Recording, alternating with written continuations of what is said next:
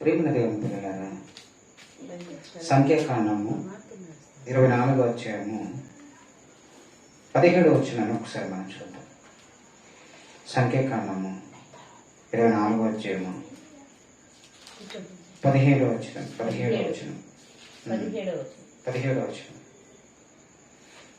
ఆయనను చూచుచున్నాను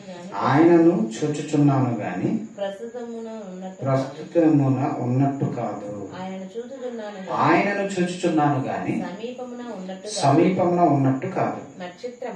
నక్షత్రము యాకోబులో ఉదయించును, రాజదండము ఇశ్రాయేలు నుండి లేచును అని మోయాబు ప్రాంతములను కొట్టును. చాలు. ఈ మాటను మనం ఆలోచిస్తే నక్షత్రము యాకోబులో ఉదయించును. ఎక్కడ ఉదయిస్తుందట? యాకోబులో. యాకోబు అంటే ఇశ్రాయేలు. యాకోబుకు మరో పేరే ఇశ్రాయేలు. అనగా ఇశ్రాయేలీల మూల పురుషుడు యాకోబు. ఇప్పుడు యాకోబు గోత్రములో లేదా యాకోబు గర్భం నుండి లేదా యాకోబు నుండి వచ్చిన ఇశ్రాయేలీలలో నక్షత్రము ఉదయిస్తుంది అంటున్నాడు.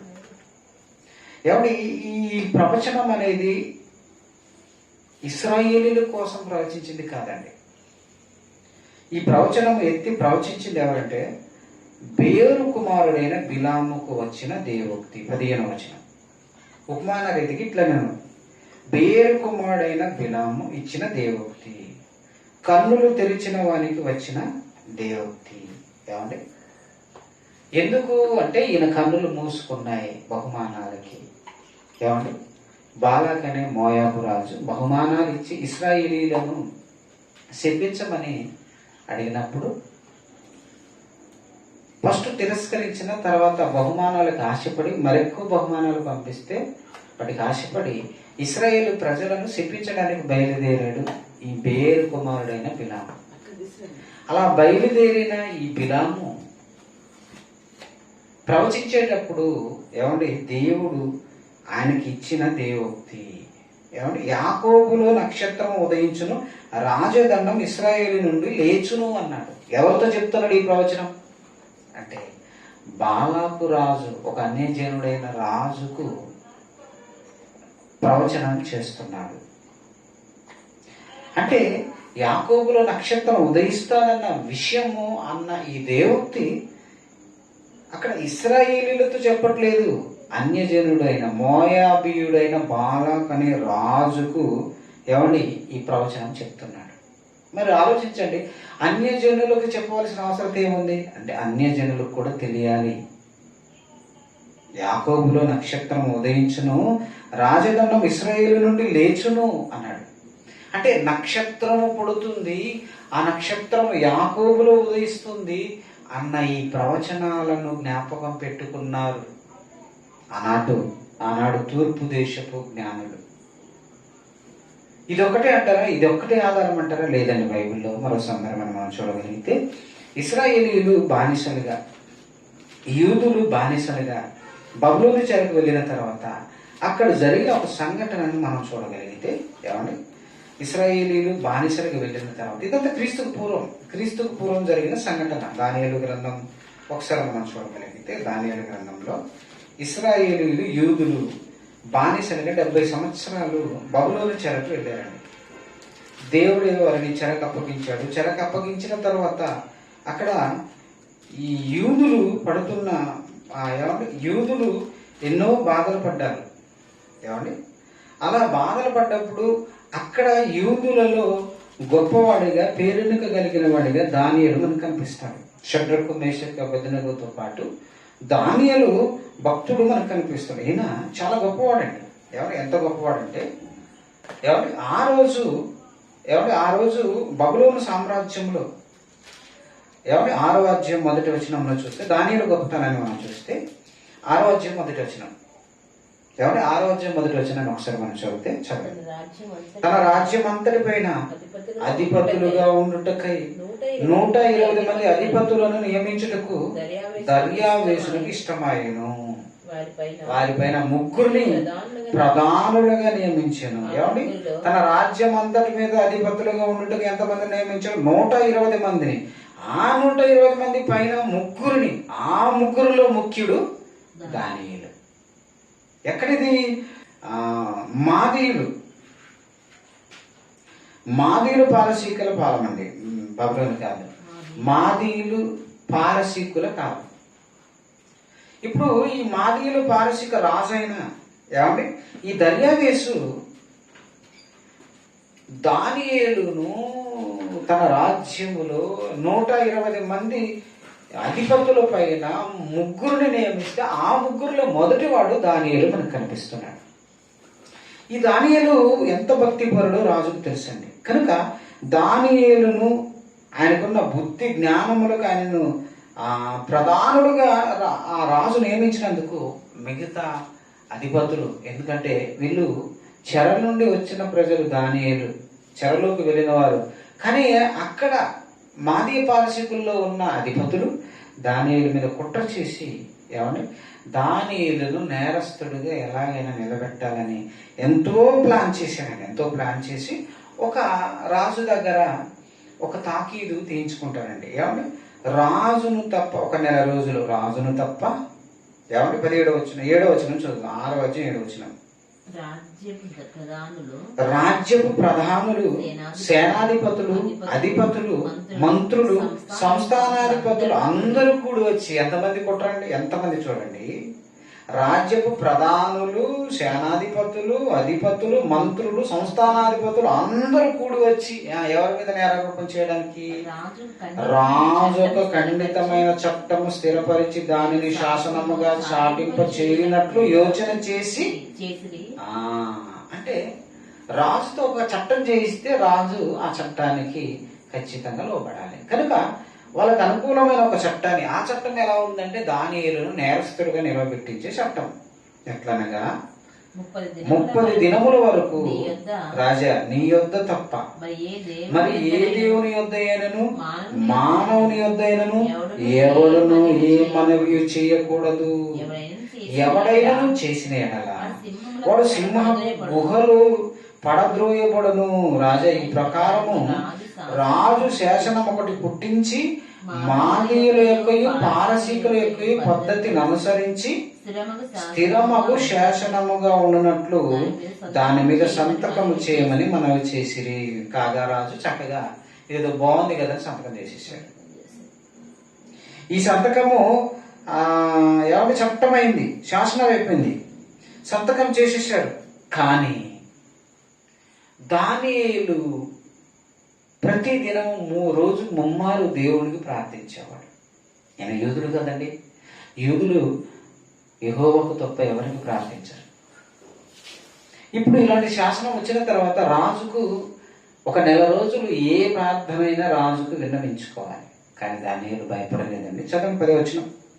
ఇట్టి శాసనము సంతకము చేయబడిన దానియేలు తెలుసుకుని అతడు తన ఇంటికి వెళ్లి యథాప్రకారం అనుదినము ముమ్మారు మోకాలుని తన ఇంటి పై గది కిటికీలు యెరూషలేము తట్టులకు తెరవబడి ఉండగా తన దేవునికి ప్రార్థన చేయించు ఆయనను స్తుతించుచు వచ్చెను.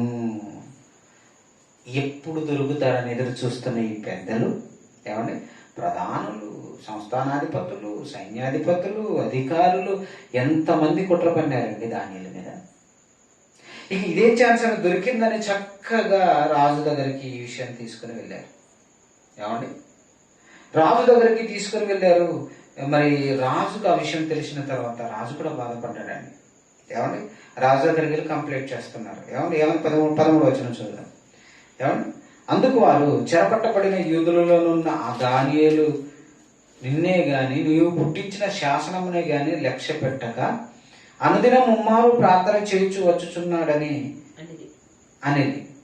రాజు ఆ మాట విని బహుగా వ్యాకులపడి దానియేలును రక్షింపవలనని తన మనస్సున దృఢము చేసుకుని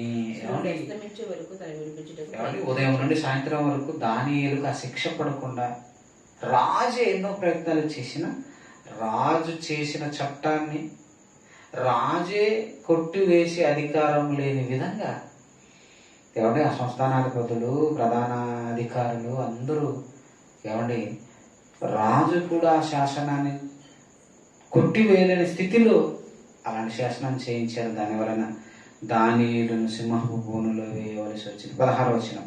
ఏం చేశాడు మరి రాజు? ఏం చేయగలడు?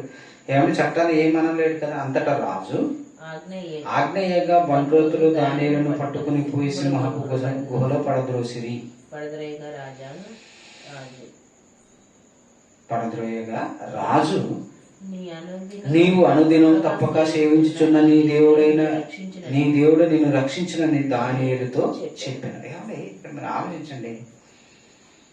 రాజు దానియేలును తప్పించాలని చాలా ప్రయత్నం చేశాడు. ప్రయత్నాలు అన్నీ విఫలమైపోయినాయి. కానీ చెరసాలలో అది దానియేలును సింహపు బోనులో వేయవలసి వచ్చింది. అప్పుడు ఒక మాట అంటున్నాడు. ఈ మాట ఏంటంటే, అంతటా రాజు ఆగ్నేయగా బంట్రోతులు దానియేలును పట్టుకొని సింహపు గుహలో పడదూసిరి. అది బాగానే ఉంది అక్కడ వరకు. కానీ పడద్రోయగా రాజు ఏమండి ఆ సింహపు గుహలో పడిపోతున్న దానియేలుతో అంటున్నాడు, నీవు అనుదినము తప్పక సేవించుచున్న నీ దేవుడు నిన్ను రక్షించునని దానియేలుతో చెప్పాను. అంటే దానియేలు తన దేవుడిని గూర్చిన ఎంత పట్టింపు కలిగి ఉన్నాడని సింహపు బోనులో వేసే ముందే రాజుకు తెలుసు. కనుక రాజు రాత్రంతా నిద్ర లేకుండా, రాజు రాత్రంతా నాట్యమేమి ఏమంటే నాట్య కత్తెలు అంటారు కదండి రాజుకు ప్రతి దినము. కానీ ఆ రోజు ఎలాంటి నాట్యం జరిగించలేదట. రాజు బాధతో వెళ్ళి రాత్రంతా ఆవేదనతో ఉన్నాడట.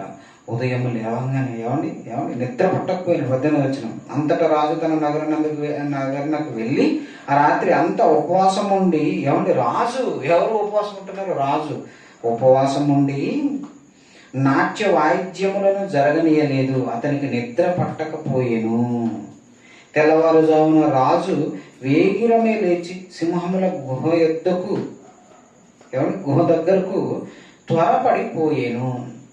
అతడు గుహ దగ్గరకు రాగానే దుఃఖ స్వరముతో దానియేలును పిలిచి, జీవము గల దేవుని సేవకుడవైన దానియేలు, నిత్యము నీవు సేవించుచున్న నీ దేవుడు నిన్ను రక్షింపగలిగేనా అని అతనిని అడిగాను.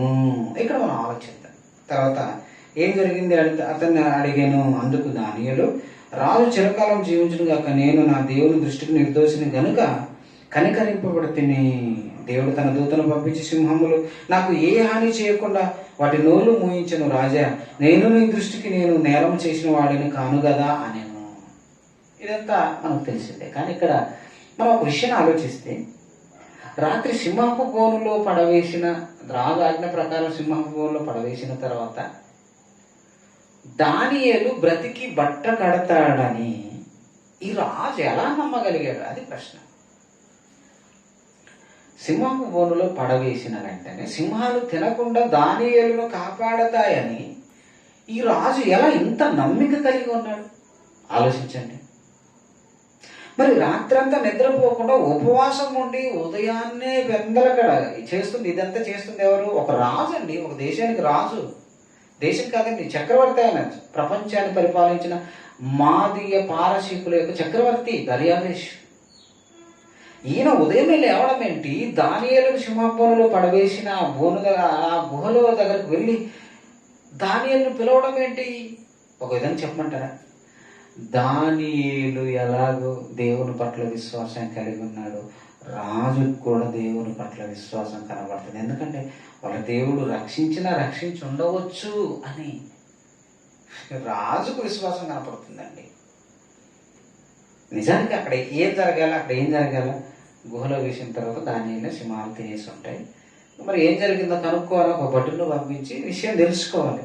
కానీ రాజే బయలుదేరి వెళ్ళాడంటే రాజుకు కూడా ఎక్కడో ఉంది, వాళ్ళ దేవుడు వీళ్ళని రక్షిస్తాడు. ఇదంతా నేను ఎందుకు చెప్తున్నాను తెలుసా? ఇశ్రాయేలీల దేవుడు వారికి తోడుగా ఉంటాడు, నిజంగా ఆయన దేవుడు అనే విషయము ఆ రోజు చక్రవర్తికి కూడా తెలుసు. వాళ్ళకు యెహోవా దేవుని గూర్చిన, బైబిల్లో ఉన్న దేవుని గూర్చిన సమాచారం వాళ్ళకి ఇంతకు ముందే వినపడింది. ఎప్పుడు మొదలుకొని ఇందాక మనం చదివాం కదా, యాకోబులో నక్షత్రం ఉదయించును. ఈ విషయం ఇదంతా ఎప్పుడండి? ఈ బబులోను సామ్రాజ్యం రాకముందు, మాదే పారసిక సామ్రాజ్యం రాకముందు ఇశ్రాయేలీయులు అరణ్య ప్రయాణం వెళుతున్నప్పుడు మోషే గారు రచించిన కాండాలలో ఉంది బాలాకు రాజుతో ప్రవచనం. బాలాకు రాజు దగ్గర ప్రవచించాడు బేరు కుమారుడైన బిలాము. ఈ ప్రవచనం ప్రకారం చూస్తే ఈ బబులోను సామ్రాజ్యం కంటే మొదటి విషయం అది. ఇక అదే కాకుండా ఐగుప్తులో జరిగించిన 10 అద్భుతాలు, సూచక్రియలు ఇవన్నీ ప్రపంచ దేశ రాజ్యాలకు తెలుసు. యెహోవా జరిగించిన క్రియలు, ఇశ్రాయేలీయుల దేవుడైన యెహోవా జరిగించిన క్రియలు, సైన్యములకు అధిపతి యెహోవా చేసిన యుద్ధాలు ఎవరి ప్రపంచ సామ్రాజ్యాలకు తెలుసండి. కనుకనే యూదులు బానిసలుగా వెళ్ళిన యూదుల యొక్క దేవుడు కూర్చిన ప్రపంచ సమాజానికి తెలుసు ఆ రోజే. కనుకనే ఏమండి రాజు ఎంత విశ్వాసాన్ని కనపరిచాడు. ఆశ్చర్యం వేసిందండి ఇది చదువుతున్నప్పుడు. ఏమంటున్నాడు మరోసారి మాట చదువు 20వ వచనంలో, అతడు గుహ దగ్గరకు రాగానే దుఃఖ స్వరముతో దానియేలును పిలిచి, ఎవరు? రాజు పిలిచి, జీవము గల దేవుని సేవకుడైన దానియేలు, నిత్యము నీవు సేవించుచున్న నీ దేవుడు నిన్ను రక్షింపగలిగినా అని అతనిని అడిగాను. అక్కడ నుండి లోపల నుండి స్వరం, అవును నా దేవుడి దృష్టికి నేను నిర్దోషిని, దేవుడు తన దూతను పంపించి సింహముల బారి నుండి నన్ను రక్షించను.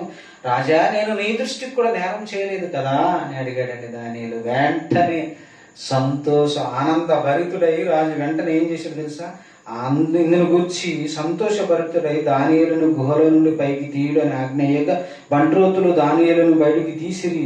అతడు తన దేవుడైన యెహోవా యందు భయభక్తులు కలవాడైనందున అతనికి ఏ హాని కలగలేదు అని చెప్పి రాజు ఆజ్ఞేయగా దానియేలు మీద నింద మోపిన మనుషులు వారిని తోడుకొని వచ్చి సింహము గుహలో పడద్రోసిరి. వారిని, వారి కుమారులను, వారి భార్యలను పడద్రోసిరి. వారు ఆ గృహ అడుగుకు రాక మునిపే సింహముల పాలైరి. సింహములు వారి ఎముకలను సహితము పగల గురికి పొడి చేశారు. ఇదేంటంటే సింహపోనులు వెయ్యక ముందే మధ్యలో ఉన్నప్పుడే వారిని అందుకునే సింహాలు తినేసిన సింహాలు దానియేలును తినలేదు. దేవుడు కాపాడాడు, మంచిదే. కానీ దానియేలును సింహాలు తినవని రాజు విశ్వసించడమే ఒకంత మనకు ఆశ్చర్యాన్ని కలిగిస్తాం. ప్రియమైన దేవుని పిల్లలారా, యాకోబులో నక్షత్రం ఉదయించును, యాకోబు దేవుడని ఆ రోజే ప్రపంచానికి తెలుసండి. ఆ రోజే తెలుసు. తర్వాత ఏం చేయించాడు రాజు? ఏమండి 25వ వచనం చూద్దాం. 25వ వచనం చదవండి.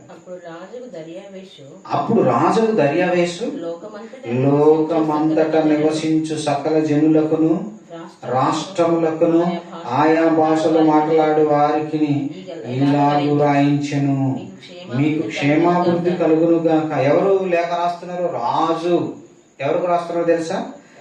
లోకమంతట నివసించు సకల జనులకు, రాష్ట్రములకు, ఆయా భాషలు మాట్లాడు వారికంటే ఆ రోజున్న దేశాలకు, ఆ దేశాలే రాష్ట్రాలు, ఆ రోజున్న ప్రతి భాషలోనికి ఈ లేఖ వెళుతుంది. ఏంటి అందులో ఏముంది చదవండి. నా సముఖమున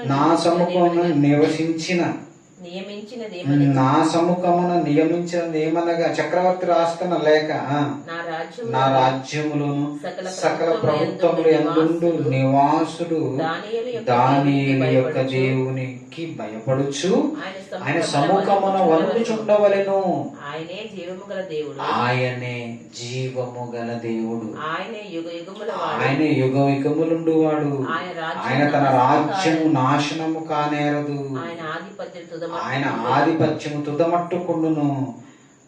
ఆయన విడిపించువాడును రక్షించువాడును ఉండి, చూడండి ఈ మాట చూడండి, పరమందును భూమి మీదను సూచక్రియలను ఆశ్చర్య కార్యములు చేయువాడు. ఇది ఎందుకు ఎలా చెప్తున్నాడు?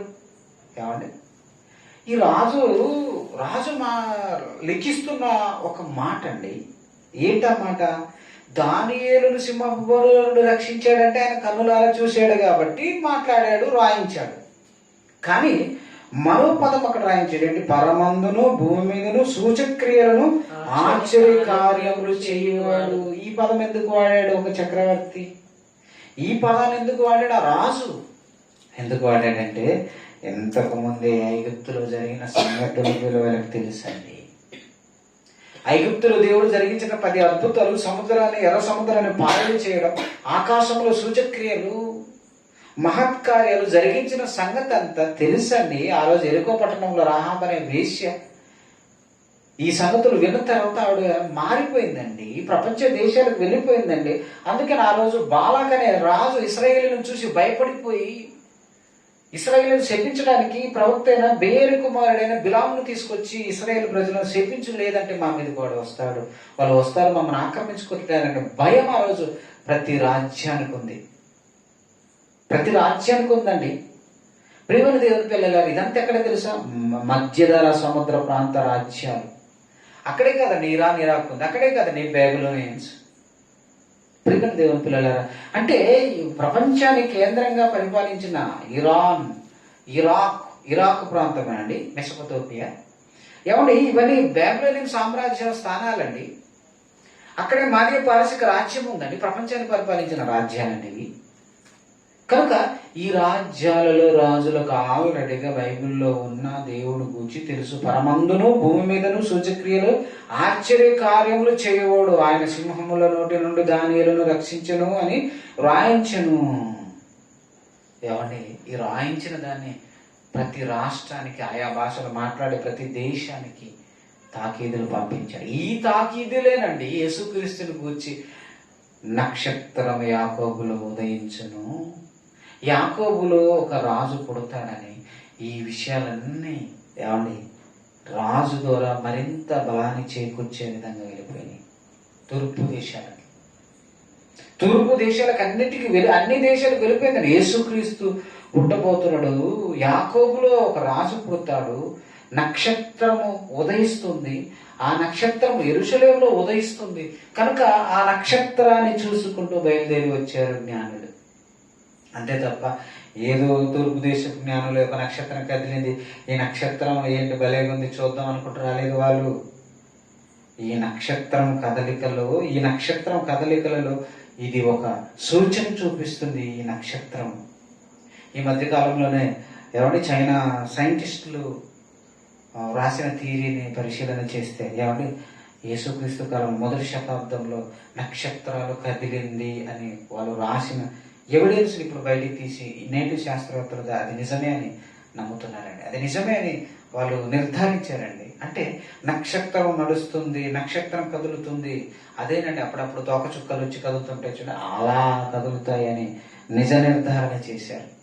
ప్రియమైన దేవుని పిల్లలారా, యేసుక్రీస్తు వారు ఏమండి యాకోబున ఉదయిస్తాడని, ఏమండి నక్షత్రం యాకోబులో ఉదయిస్తుందని, యేసుక్రీస్తు రాజు యూదా దేశంలో పుడతాడని చెప్పబడిన ఈ ప్రవచనం ఆల్రెడీ ప్రపంచ దేశాలకు తెలుసండి, ఆల్రెడీ తెలుసు. అందుకనే తూర్పు దేశాలకు కూడా ఈ వార్త వెళ్ళింది. తూర్పు దేశాల్లో ఉన్న జ్ఞానులు ఆ నక్షత్రాన్ని చూసి, నక్షత్రాన్ని పరిశీలిస్తూ ఆ నక్షత్రం ఎక్కడ ఉదయించింది, ఎక్కడ ఆగుతుందని అందుకే బయలుదేరి వచ్చారు.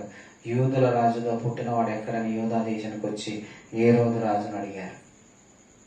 కనుక యేసుక్రీస్తు వారు యూదా దేశం పుడతాడన్న విషయం తూర్పు దేశాల్లో ఉన్న జ్ఞానులకు ఎలా తెలుసు అంటే, ఇదిగో ఈ చరిత్ర అంతా ఆలోచిస్తే అర్థమవుతుందో, అందుకు వచ్చారా తూర్పు దేశాలు, ఎక్కడో తూర్పు దేశంలో ఉన్న జ్ఞానులు యెరూషలేము దేశంలో ఉన్న మధ్యధరా సముద్రానికి ఆనుకొని ఉన్న ఈ పాలస్తీనా భాగమైన యెరూషలేము దేశంలో బెత్లెహేములో యేసు పుడతాడని వాళ్ళకి ఎలా తెలుసండి అని ఇది అర్థం కాక ఆశ్చర్యాన్ని వ్యక్తం చేసేవారు ఉన్నారు. కానీ అర్థమైన వాడికి మహాజ్ఞానం బైబిల్.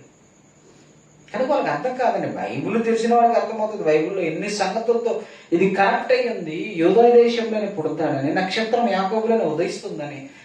ఏమండి, బైబిల్ తెలియని వాడికి ఏం తెలుసండి? కనుక వాడికి తప్పుగానే కనిపిస్తుంది. ఒక బైబిల్ తెలిసిన క్రైస్తవుడుగా, బైబిల్ కలిగిన దేవుడు కుమారుడుగా నీకు నాకు తెలియాలి. లోకంలో ఉన్న వారికి తెలియకపోవచ్చు, కానీ నీకు నాకు తెలియాలి. నక్షత్రం యాకోబులో ఉదయించును, రాజదండం యూదయలో ఉంటుంది. ప్రియమైన దేవుని పిల్లలారా, అందుకని తూర్పు దేశపు జ్ఞానులు ఈ విషయాన్ని తెలుసుకున్నవారు కాబట్టి అందుకే వారు జ్ఞానులు బయలుదేరి వచ్చారు. 2 సంవత్సరాలు పట్టింది వారు యూదా దేశం చేరుకునే సమయానికి. కనుక యూదా దేశంలో యేసుక్రీస్తు పుడతాడని అన్య దేశస్తులైన తూర్పు దేశస్తులకు ఎలా తెలుసు అంటే, ఇదిగో నక్షత్రం యాకోబులో ఉదయించును అన్న ఈ ప్రవచనం, నక్షత్రం యాకోబులో ఉదయించును అన్న ఈ ప్రవచనం అన్యరాజైన బాలాకు దగ్గరే ఒక ప్రవక్త అయిన బిలాము ప్రవచించాడన్న సంగతి మనం మర్చిపోవద్దు. అన్యరాజు, అన్యజనుడు, ఇశ్రాయేలు రాజు కాదు బాలాక్ అనేవాడు, మోయాబుల రాజు దగ్గర ఒక ప్రవక్త దేవోక్తి ప్రవచించాడండి. ఆ ప్రవచనం ఆ రాజు నోట, ఈ రాజు నోట, ఆ రాజు నోట ప్రపంచ దేశాలకు విస్తరించింది. తర్వాత ప్రపంచాన్ని పరిపాలించిన సామ్రాజ్యాలు మాదీయ పారసీకుల కాలంలో, అంతకుముందు బబులోను రాజు కాలంలో కూడా షడ్రకు, మేషకు, అబేద్నెగో వాళ్ళు కూడా అగ్నిగుండంలో పడవేయబడితే కాల్చబడకుండా తప్పించబడ్డారు. వారు కూడా ఇదే విధంగా బైబిల్లో ఉన్న దేవుణ్ణి యెహోవాను గొప్ప చేశారు. ఆ రోజు కూడా బబులోను రాజు కూడా తాకీదులు వేయించి ప్రపంచ దేశాలకు వాటిని పంపించాడు. దేవుడైన యెహోవా తన్ను గూర్చిన సాక్ష్యం చెప్పకుండా ఆయన ఉండలేదు. కనుక ప్రపంచానికి మొత్తం ఇశ్రాయేలీల దేవుడు నిజమైన దేవుడని తెలుసండి. కనుకనే తూర్పు దేశపు జ్ఞానులు బయలుదేరి యూదా దేశానికి యేసు పుట్టిన తర్వాత వచ్చారు. ఇది ఆన్సర్. ఓకేనా? ప్రార్థన చేసుకో.